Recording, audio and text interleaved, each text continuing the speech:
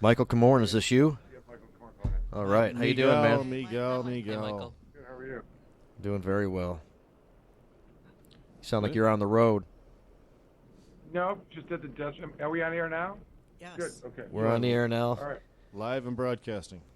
We have right. Zahara with us. We have Colin. We have Deborah. We have Rick Thompson. We have Chris. And we have Derek. What's all up, in man? studio right now.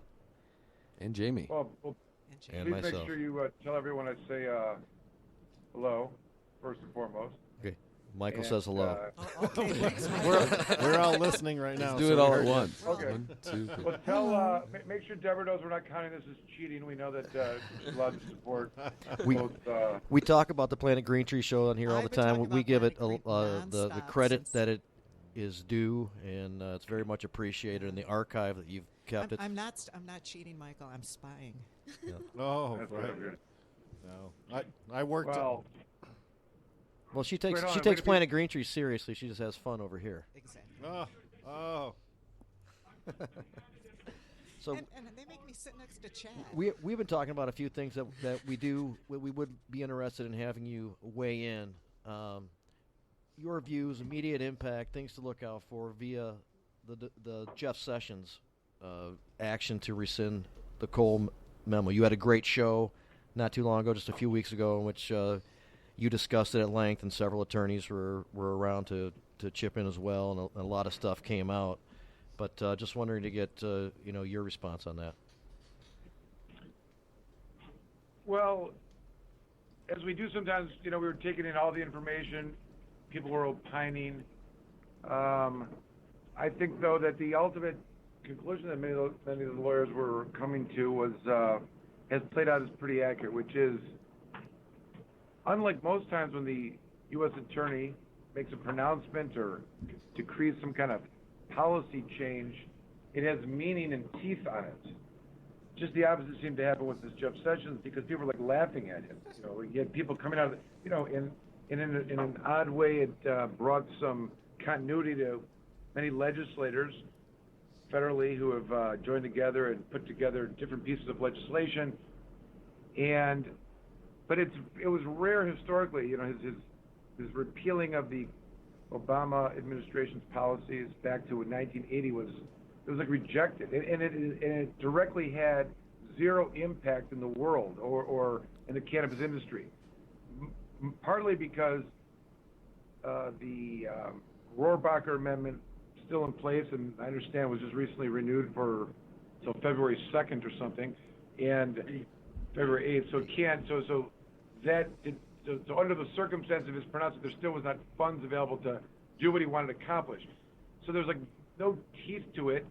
And just as a side note, I know like all the people that are really upset was the federal agencies that didn't get noticed that are working in marijuana states, in medical marijuana states with the banking industry. They were the ones most upset because their day-to-day interactions with these entities, they're the ones that were affected by it. They were basically pulled out of that.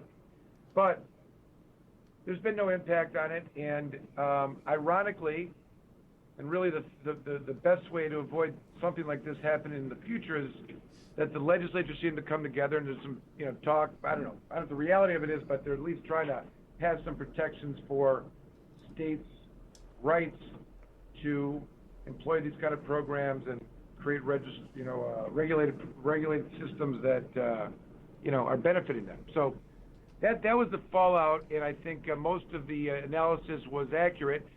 But at the same time, there's things can change. There's the funding could be there. The Rohrabacher could not. The fact that the Rohrabacher keeps getting, Kicked down the re-signed road. as a rider, is meaningful, I think. But Yeah. And the last time it passed, there was an extra little note slipped in, which seemed to reserve the right to ignore it if they felt they needed to at some point. And these continuing resolutions are just a bad way to do government, Michael. You're right. It doesn't provide any permanency, and it doesn't really answer any long-term questions anybody has about this. I mean, and I'm not saying.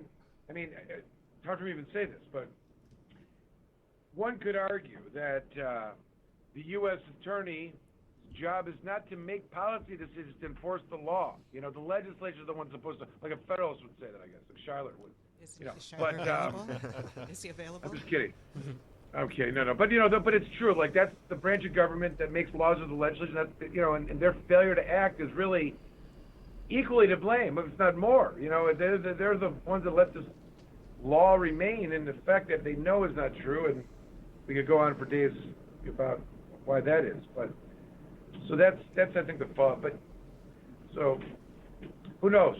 I understand that there was a letter going around to all the state attorney generals from these various groups of legislatures trying to get attorney generals to sign off on the legislation. We support this legislation because we have a medical marijuana program in our state, and we need to be clear of federal interdiction. And I guess our current attorney general would sign it. Is that surprising? What a surprise! Yeah. Wow. He's been notoriously absent in conversation on this, and this is a guy who made medical marijuana conversation his bread and butter in his campaign to become AG back in 2010. Yep. It's interesting, and so far in his campaign for governor, I haven't heard him get asked that question or have to respond. I know he said we'll let the people decide, but he hasn't had to really answer for what he's done over the last 8 years to the medical marijuana community. No, he's demonstrated how important that position is to how this law gets properly implemented and respected by law enforcement and the rest of the system all the way down. We'll have an Sure opportunity. does. And just as we're talking about the power of the U.S. attorney to implement policy, the states authorize the attorney general to write opinions, which are not binding in any court, but they are binding on the agencies that fall under that you know, the attorney general. So that's something that our attorney general failed to do to help guide this, you know, a fair implementation of the people's will. But And Michael, the Attorney General's opinions he did issue were overwhelmingly overturned by higher court action. I mean, you documented these. We did the Planet Green Tree show. Every time this asshole would issue one of these things, Well, not just cannabis. you know, all we of the would talk crap. about Yeah, we'd talk about how everything. wrong it was, and then sure enough, 6, 8, 10 months later, there'd be some kind of a court case that makes it all flipped around on its head. All You know on that. all on the taxpayer dime. absolutely. You know, and we And even no, sorry, go ahead, Michael. even the positions that he took in the amicus briefs in cases that he wasn't Right. involved in Mhm. wrong. You know what I mean? I think he'd like Tierbeck was another like He just won't let go. He drive won't let go. And he will Coon. never admit he's wrong ever. No Yeah. I question. will say this: don't tell anybody, but him and I did agree on a car being a private place where one could consume cannabis for legal purposes. Well, I agree on that. You know what, Mike? I want to get Me too. I want to get to back to the Attorney General Agree. stuff for a minute, but isn't there supposed to be a case that Mary Chartier is involved in the Supreme Court that is going to make a decision about that? What the vehicle? Yeah. That casino case? Yeah. You know, very well. That opinion is a Court of Appeals opinion. And that's what I was saying. Like the Attorney General wrote an opinion on this, and the law is, you know, like you have a right to privacy in your vehicle. It's different than your like garbage that you put on the street. If you were using legal concepts that have been identified as where you have a right to privacy and where you don't, and the government can't just go to your car. So it is a private place, and I mean, that's where we agree, but the Court of Appeals didn't, and that case may be before the Supreme Court. I don't know if it is pending, if it was appealed, or if they've accepted it. She may have filed an application. I don't know if it's been Okay. Yeah. been accepted. Just wondering what the status is, But I but will, I think most of us agree with you. Yep, I think Yeah, so I too. think so. Hey, let's talk about another case too that just recently came down about usable and unusable marijuana. How many caregivers would that decision have exonerated if it was delivered in 2011 or 2012 instead of waiting till 2017 to do it? You know, it's interesting because I was, you know, they've got this new, the state keeps being required to do these forfeiture reports and reporting on the state of affairs. I feel like I could do a report on the state of cases out of Komorn law. And if I took 100 cases and I was to break down why the individual was brought into or charged with felonies, I would say probably 40 to 50% of the cases involve the issue of not dried marijuana or wet marijuana that is deemed, processed and placed in a bag and weighed, and that's the number that you have for your case. And so I would say many, and it's kind of it's remarkable, I would say, that there's a way that the police had been doing it for, literally 7, 8 years, and then a decision comes down there's even prior decisions that were unpublished. Finally, a published opinion comes out, and it just stops that. Like all that, the difference of immunity and being felonized and forfeited upon, and house torn up, and all of that was right there. Like there was no debate. It's been there all along. It just took 8 years for a court to decide, and what they said was, what part about dried is not clear in the statute? If it's not dried, it doesn't count. It's that simple. And I think every one of the medical cannabis community, lawyers, patients, caregivers, know what that means. But the facade was that this was a gotcha that they got to decide. They get to decide this. Is that wet or dry? Well, we're going to decide, and you lose your immunity. It's the most unfair, totally dishonest, and really a tragedy the way that was handled with the implementation. It's still going on. You still have some of these agencies looking for, trying to identify any kind of nuance of nonconformity, and it's remarkable because they don't exist, and it's too bad it's taken that long to fix it. Hey, here's another thing to consider. It used to be when we first started out in this 10 and 11 and 9, the Michigan State Police used to issue these guidelines, these letters, and they would issue them to all law enforcement agencies telling them how to change their enforcement policy once a new court decision came down, which changed the way that we interpreted the Medical Marijuana Act. Since this new court case about dried and undried cannabis, have you heard of or seen any directive coming from a position of authority in the state directing law enforcement to do things differently than they have been? No, you're talking about what are the Michigan State Police legal update. Right. When there's a opinion that comes down that affect them, if it's like a Fourth Amendment, like search and seizure, will update them, or some parts of the law. Right. And there's been several written regarding medical marijuana, and but none about this. And I remember at the time, I think it was 2011, shortly after shooting came into office, the Judiciary Committee had met. They were considering all these amendments, and the PAM's Representative Kent Stecker gave a presentation on the state of affairs. A lot of patients and caregivers testified. And I remember distinctly some representative from the Michigan State Police was testifying and was asked by Representative Horn, in light of the definition of usable marijuana, has the Michigan State Police taken a position? That person said no. That answer, let this confusion reign of something that really shouldn't have been confusing. And if they simply would have said, yes, it's got to be dried, or given some notice to the people that were listening and watching, so some advice could be given of how to manage that. It seems unbelievable that someone could be in compliance with the law by having 12 plants locked in and closed in a facility. They cut 2 of them down. All of a sudden, they break the law. And along the way and process to creating, medicine, it's patently outrageous, and almost you have to think in a sadistic way to interpret it that way.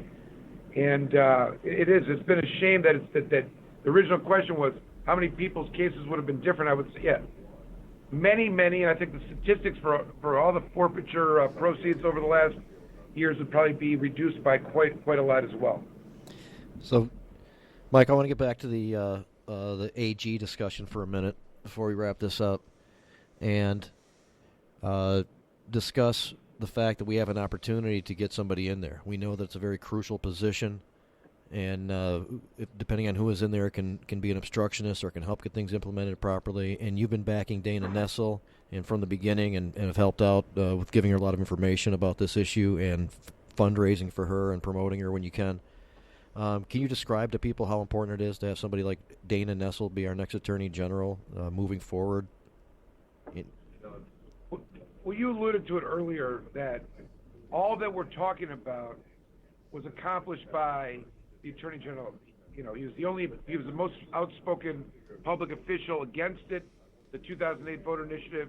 And when he got into office, he did everything he could to destroy it. And I put less blame on the law enforcement community because they were not trained, given no education how to look at things differently, and they're relying upon their original training, which per se contraband, So the importance of how the police reacted is directly related to the leading law enforcement official, and that is why that position is so critical for the implementation of legalization. And Dana Nessel is the only person, and I don't like political candidates, but she is the only person I've ever seen embrace legalization the way that she is. She's not only outspoken about it and has experiences that she shares from her medical perspective, people in her family.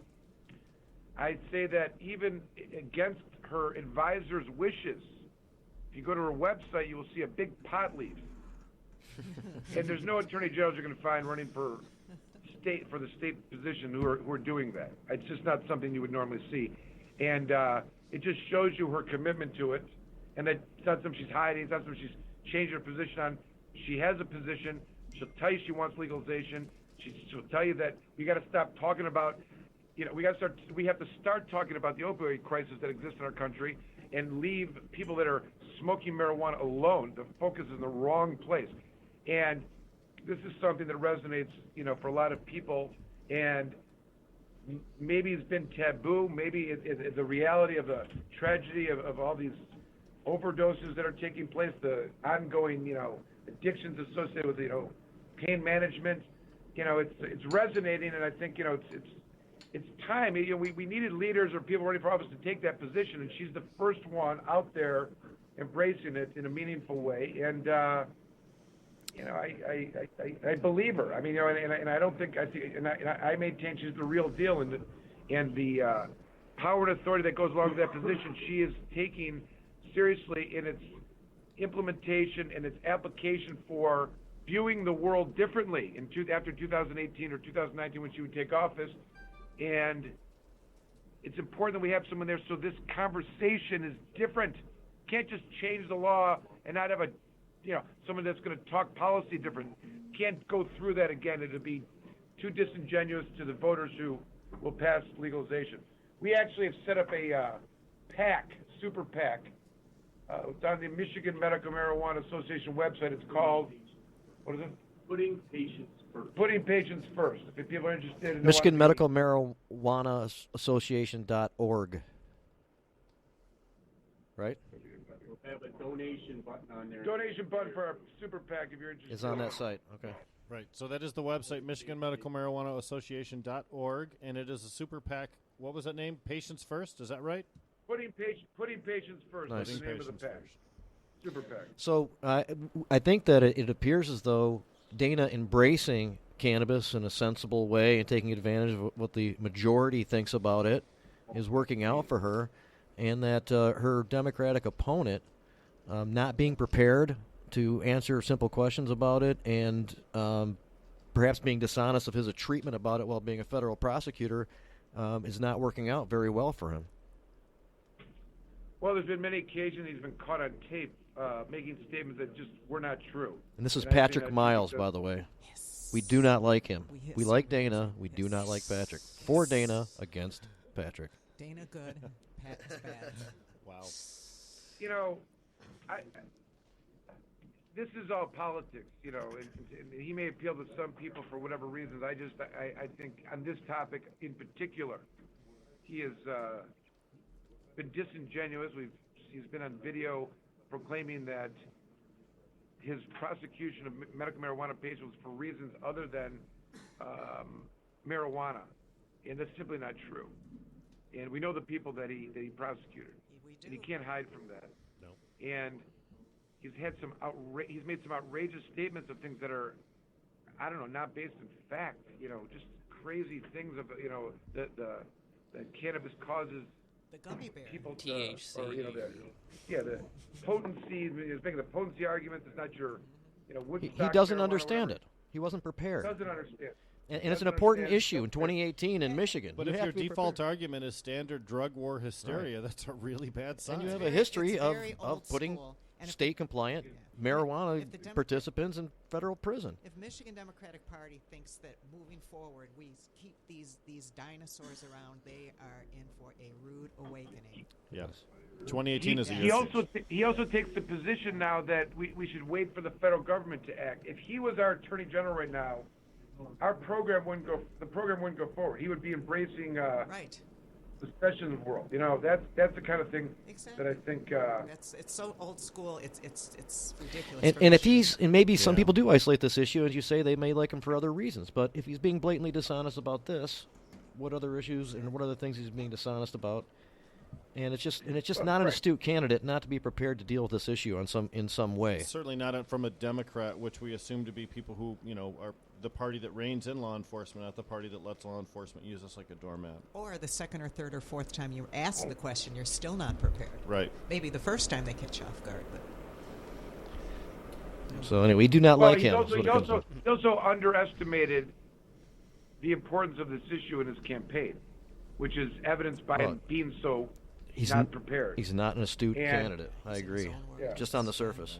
And those people are manipulated by power. When you put somebody like that into an office like Attorney General, somebody who's never held public office before, they can easily be overcome by all the trappings of superiority and also the standard influences. They talk about the whole deep state in Washington, D.C. We absolutely have a deep state here in the state of Michigan. Those unelected people that run the lobbying offices, the high-powered attorneys' offices, that run all of the different departments that seem to remain in position no matter who's in the governor's chair, those people, they want things done a certain way. And if you're not as strong as Dana Nessel is, then you're probably going to get snowed under by those long-term influences, and no real change will happen. And we need change. We Rick- need change. Rick, one really minor point you made, I want to play devil's advocate with you, but before I do, I want to say that the position you took is consistent with Chad Carr.